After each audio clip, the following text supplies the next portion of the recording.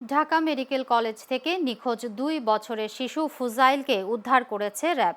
এই ঘটনায় অপহরণকারী চক্রের একজনকে আটক করা হয়েছে। রোববার বিকেলে র্যাব ১০ কার্যালয়ে এক সংবাদ সম্মেলনে এ তথ্য জানান ভারপ্রাপ্ত company commander S Hasan Siddiqui.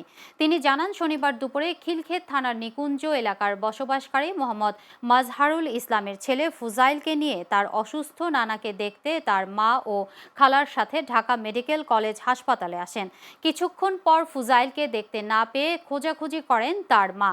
অনেক খোঁজাখুঁজি করে না পেয়ে ফুজাইলের বাবা অজ্ঞাতনামা ব্যক্তিদের নামে আসামি করে শাহবাগ থানায় একটি অপহরণ মামলা দায়ের করেন।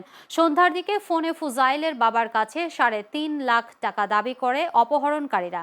পরে গোয়েন্দা তথ্যের ভিত্তিতে যাত্রাবাড়ী থানার ধলপুর এলাকা থেকে অপহরণকারী চক্রের মূল হোতা এম তানভীরকে গ্রেফতার করা হয়। অভিযান পরিচালনা করে ২১শে মার্চ দিবাগত রাত ৩:৩০ ঘটিকার সময় ধলপুর কমিউনিটি সেন্টারের সামনে থেকে ২ বছরের শিশু ভিকটিম কাজী ফুজাইলকে সুস্থ এবং স্বাভাবিক অবস্থায় উদ্ধার করতে সক্ষম হই এবং একজন অপহরণকারী এম তানভীরকে গ্রেপ্তার করতে সক্ষম হই।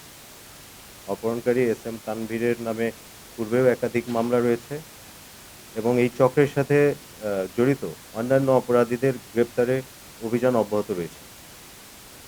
অস্ত্র, মাদক, সন্ত্রাসী, ছিনতাইকারী এবং অপহরণকারী নির্মূলে র্যাব ১০-এর এমন অভিযান চলমান থাকবে। সম্মানিত সাংবাদিকবৃন্দ, আপনাদের প্রতি অশেষ কৃতজ্ঞতা, ধন্যবাদ।